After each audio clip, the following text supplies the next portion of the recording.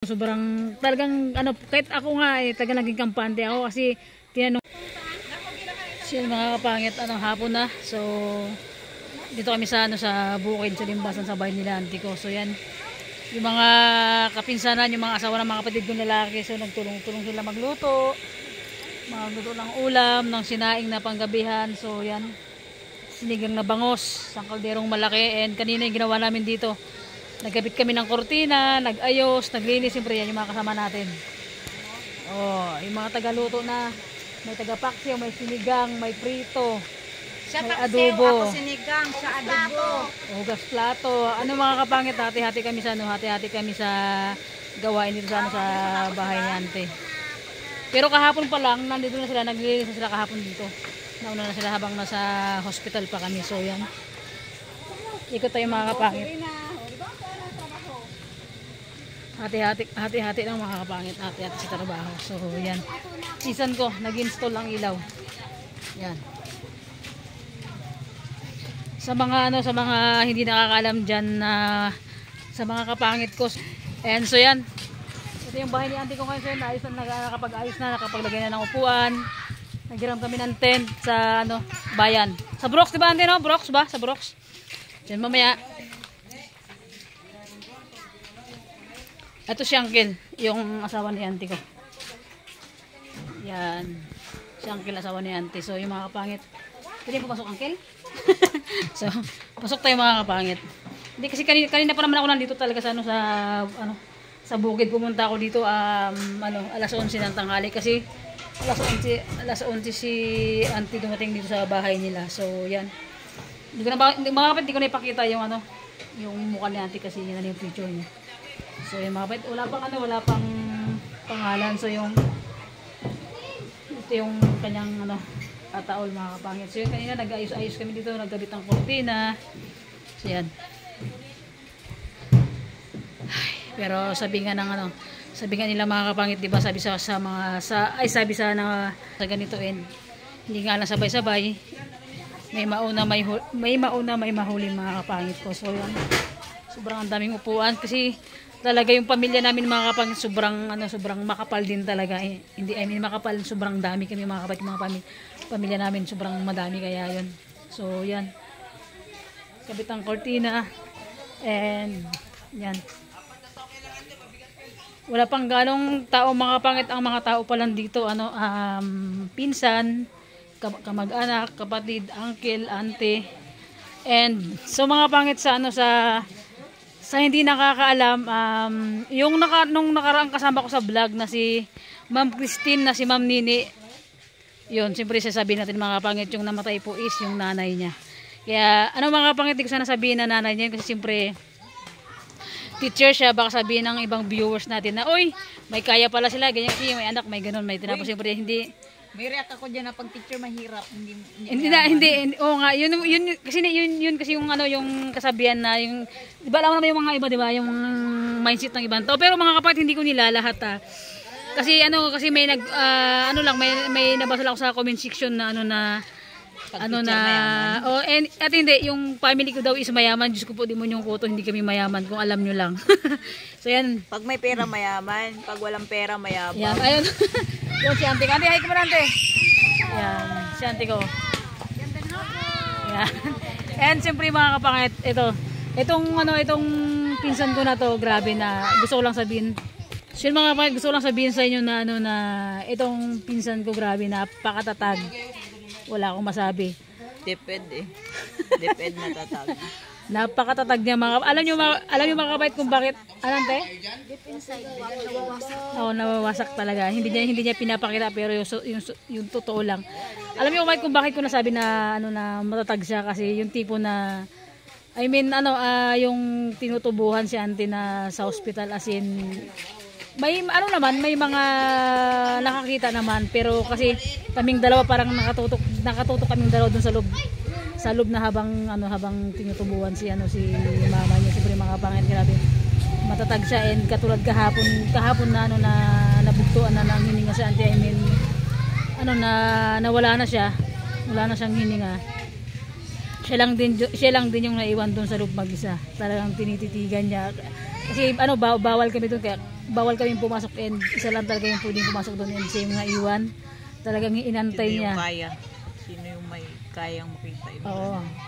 Hanggang sa pinapump si mama niya, siya yung nasa loob. Nasa labas kami kasi hindi kami pwedeng pumasok ulit kasi sobrang sobrang dami namin as in talaga nung pagkamatay ni auntie, ang daming nagsipagpuntahan, auntie, uncle, pamangkin, anak, kapatid, as in ang dami.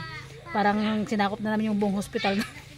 Mga kapatid, siyempre yung mga kapatid ngayon siguro, parang kahapon pa lang as in parang naubos na kami sa kakaiyak. At hindi lang naman ako mga kapatid, halos lahat ng pumunta doon talaga. Siyempre, ganun ka-importante yung auntie ko and ganun ka-importante yung yung mama ng pamilya nila. So, hindi nila namin mga kapangit. So, yung mga kapangit siguro tawag nito. Makikita nyo sila lahat na magkakapatid kapag ihatid na si auntie sa sa huling hantungan niya. Katulad nga ng sabi ko sa vlog mga kapangit, sana yung pag dumating yung araw na yun na palapit na ihatid si auntie sa sa huling hantungan niya, sana kaya ko.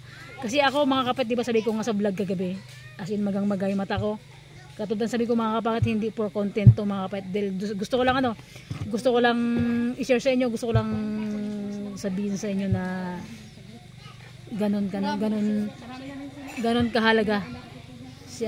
kahalaga si auntie sa amin. And siyempre ako nga lang na pamangkin niya, sobrang sakit na sa akin, how much more kaya sa mga anak.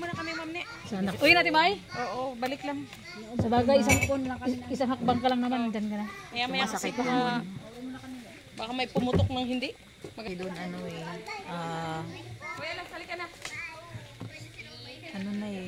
alam mo na na-survive niya kasi naka-recover na siya. As in, Natanggal na yung mga aparatos na nakakabit sa kanya. Nabibiro-biro na namin siya, kahit inipin na siya. Pero yun na, dahil traitor yung sakit sa puso, hindi namin inaasahan yun. Tsaka yun, nasabi ko rin sa vlog ko yun na nung last na vlog ko sa kanya nung 9, sobrang talagang kahit ako nga taga naging kampante ako kasi tinanong siya ng nurse, ilang beses ka nagdumi, siya agad yung sumagot. Sabi niya 2, pero talaga isang beses lang pala siya nagdumi mga kapangit, di ba? Kaya tapos tumatawa-tawa na siya. Ewan ko ba, tapos kahapon bigla namang as in biglaan lang talaga mga kapangit. Kahit ako hindi ko Naka-recover na siya, naka-recover na siya sa totoo lang. Alam mo yun, linggo pa lang bumili ako ng kain ba kami doon, mga ganyan. Sabi pa nga ni Auntie Pilar, sabi niya, uy, na-advance mo na yung birthday ni Bamba. Hindi, dalang ko sa auntie, ganyan. Tapos tinanong ko siya, sabi ko lalabas na tayo Martes kasi Merkulis birthday ni Bambam. Nabuo na siya kasi alam niya na rin sa sarili niya, malakas na siya. Tsaka yung dialysis patient na siya, na-survive niya yung dati, pero yun nga, dahil mayroon siyang problema na sa puso, nalunod yung puso niya, pero nagawa ng paraan yun sa mga lab result niya, na-survive niya yun. Kaya parang sakit lang sa part na yung pakiramdam mo umuwi ka yun mga kapangit. Hindi ako pala uwi kasi dito kay Lamamatang. Hindi ako pala uwi dito kay Lamama. Kasi high school ako, elementary high school ako, wala ako dito. Nang college ako, wala din ako. Ngayon na may trabaho ako, wala rin ako dito. Bihira ako dito kay Lamama. Alam mo, parang kanina inuwi ko si mama dito, parang iniisip ko na umuwi ka, bago ka lang umuwi dito, ganun pa na nangyari sa kanya. So, parang iniisip ko na